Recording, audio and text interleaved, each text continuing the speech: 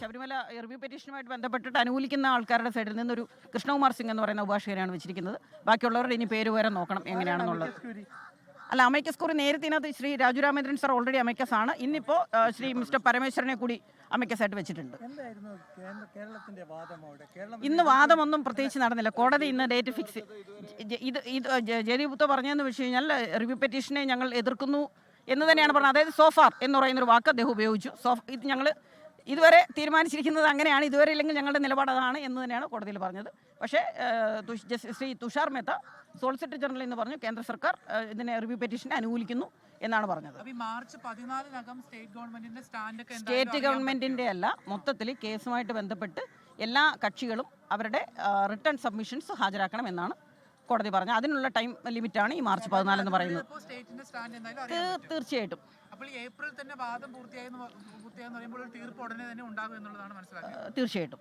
അപ്പോൾ ഈ 9-അംഗ ഭരണഘടനാ ബെഞ്ച് പരിഗണിച്ച് പിന്നീട് ഒരു 5-അംഗ ബെഞ്ചിലേക്ക് അല്ല, അതൊക്കെ 9-അംഗ ജഡ്ജസിന്റെ തീരുമാനത്തിനനുസരിച്ചിട്ടായിരിക്കും ബാക്കിയുള്ള കാര്യങ്ങളൊക്കെ വരുന്നത്. കേരളത്തിന്റെ 1965-ലെ നിയമം തന്നെയാണ് ചോദ്യം ചെയ്യപ്പെടുക. അതൊക്കെ ഹിയറിംഗിൽ കുറെ ഇഷ്യൂസ് ഫ്രെയിം ചെയ്തിട്ടുണ്ട്, കുറെ ക്വസ്റ്റ്യൻസ് ഉണ്ട്. അതിനനുസരിച്ചിട്ട് ആ ക്വസ്റ്റ്യൻസ് മാത്രമായിരിക്കും റിവ്യൂ പെറ്റീഷനിൽ തീരുമാനിക്കുക. അതെ, ഇപ്പൊ നിലവിൽ പറഞ്ഞിട്ടുണ്ട് കോടതി. അത് തന്നെയാണ് കോടതിയുടെ ഉത്തരവ് ഇന്ന് വൈകുന്നേരം ആകുമ്പോഴത്തേക്ക് വരും. സംസ്ഥാന സർക്കാരിന്റെ അഭിഭാഷകൻ എന്താണ് ഇപ്പോൾ സുപ്രീം കോടതിയിൽ പറഞ്ഞതെന്ന് ഒന്നുകൂടെ പറയാമോ? അല്ല, സംസ്ഥാന സർക്കാരിന് വേണ്ടിയിട്ട് ഇന്ന് സീനിയർ അഭിഭാഷകൻ ശ്രീ ജയദീപ് സാറാണ് വന്നത്. ഞങ്ങൾ ഇതുവരെ റിവ്യൂ പെറ്റീഷനെ എതിർക്കുന്ന ഒരു നിലപാട്, സോഫാർ എന്ന് പറയുന്ന ഒരു വാക്കാണ് അദ്ദേഹം ഉപയോഗിച്ചത്. അങ്ങനെയാണ് റിവ്യൂ പെറ്റീഷനെ അല്ല, അതിനെക്കുറിച്ചിട്ടൊന്നും എനിക്ക് അഭിപ്രായമില്ല. അതൊക്കെ സംസ്ഥാന സർക്കാരുമായിട്ട് ബന്ധപ്പെട്ട അഭിഭാഷകരോട് സംസാരിക്കുക.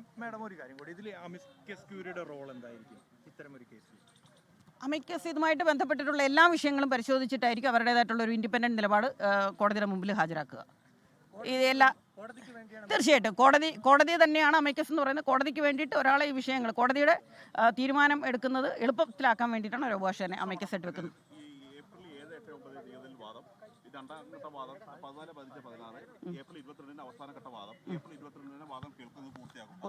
അതെ, അങ്ങനെ തന്നെയാണ്. ഏപ്രിൽ 7-ാം തീയതി തുടങ്ങി അങ്ങനെ തന്നെയാണ് ഷെഡ്യൂൾ ഇപ്പോൾ നിലവിൽ ചെയ്തിരിക്കുന്നത്.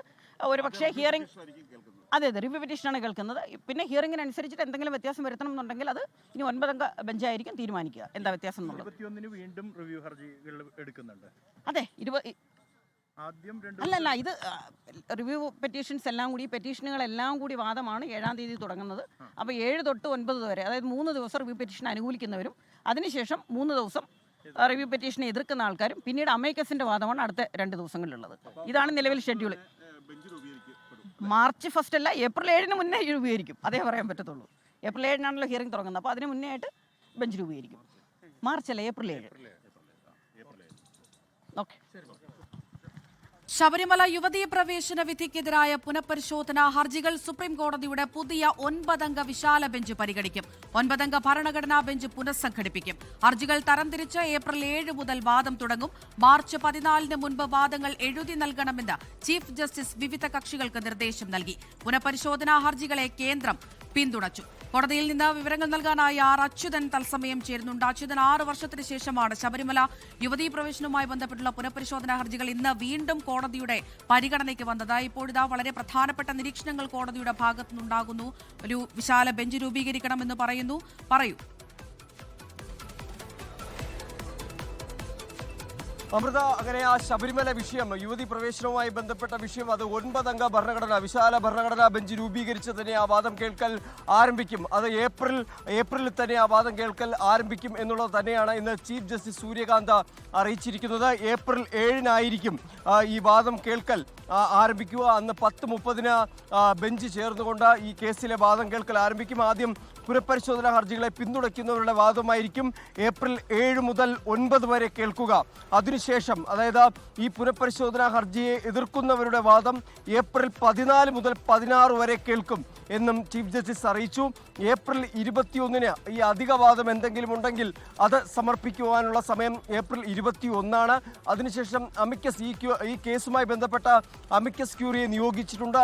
അമിക്കസ് ക്യൂറി നൽകുന്ന റിപ്പോർട്ടുകൾ പരിശോധിച്ച് അതിനുശേഷം ഏപ്രിൽ 22-ഓടുകൂടി ഈ വാദം അവസാനിക്കുമെന്ന് തങ്ങൾ പ്രതീക്ഷിക്കുന്നു എന്നാണ് ചീഫ് ജസ്റ്റിസ് ഇന്ന് ഇന്ന് അറിയിച്ചിരിക്കുന്നത്. എന്തായാലും അതിനുശേഷമായിരിക്കും ഈ വാദം പൂർത്തിയാക്കി സുപ്രീം കോടതി ഈ പുനഃപരിശോധനാ ഹർജികളിൽ ഒരു അന്തിമ വിധി പുറപ്പെടുവിക്കാനായി ഒരുങ്ങുക. എന്തായാലും നിലവിൽ മാർച്ച് 14 മുൻപ് വാദങ്ങൾ എഴുതി നൽകാനാണ് ചീഫ് ജസ്റ്റിസ് നൽകിയിരിക്കുന്നത്. അതിനുശേഷമായിരിക്കും ഈ 9 അംഗ ഭരണഘടനാ ബെഞ്ച് കോൺസ്റ്റിറ്റ്യൂട്ട് ചെയ്യുന്നത്. അത് പുനഃസംഘടിപ്പിക്കും. കാരണം 2018 ശബരിമല വിധി വന്നതിന് പിന്നാലെയാണ് ഈ പുനഃപരിശോധനാ ഹർജികൾ സുപ്രീം കോടതിയിൽ എത്തിയതും. അന്ന് 9 അംഗ വിശാല ഭരണഘടനാ ബെഞ്ച് രൂപീകരിച്ചിരുന്നു. പക്ഷേ കോവിഡ് മൂലം ഉള്ള സാഹചര്യം അങ്ങനെ ആ വാദം കേൾക്കൽ പാതി വഴിയിൽ മുടങ്ങി. അതിനുശേഷം ആ ബെഞ്ചിലെ പലരും വിരമിക്കുന്ന സാഹചര്യവുമുണ്ടായി. അന്ന് ആ ബെഞ്ചിലുണ്ടായിരുന്നതിൽ സർവീസിൽ അവശേഷിക്കുന്നത് നിലവിലെ ചീഫ് ജസ്റ്റിസ് ആയിട്ടുള്ള സൂര്യകാന്ത് മാത്രമാണ്. എന്തായാലും ആ ബെഞ്ച് പുനഃസംഘടിപ്പിക്കാനായിട്ടാണ് ഒരുങ്ങുന്നത്. എന്നാൽ ഇന്ന് കേരളം അറിയിച്ചിരിക്കുന്ന കേരളത്തിന്റെ അഭിഭാഷകർ അറിയിച്ചിരിക്കുന്നത് പുനഃപരിശോധനാ ഹർജികളെ കേരള സർക്കാർ ഇതുവരെ എതിർത്തിരുന്നു എന്നുള്ളതാണ്. അതായത് അവിടെ ഒരു വാക്കുപയോഗിക്കുന്നുണ്ട്, ഇതുവരെ എന്നുള്ളത്.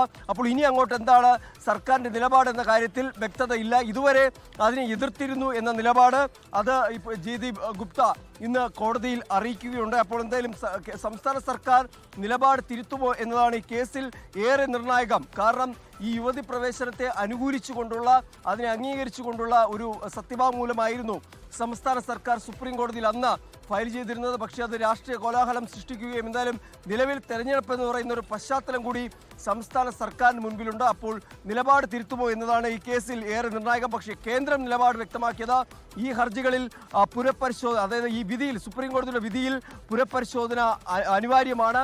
പുനഃപരിശോധന ഹർജികളെ തങ്ങൾ പിന്തുണയ്ക്കുന്നു എന്നുള്ളതാണ് ഇതുമായി ബന്ധപ്പെട്ട് കേന്ദ്രം അറിയിച്ചിരിക്കുന്നത്.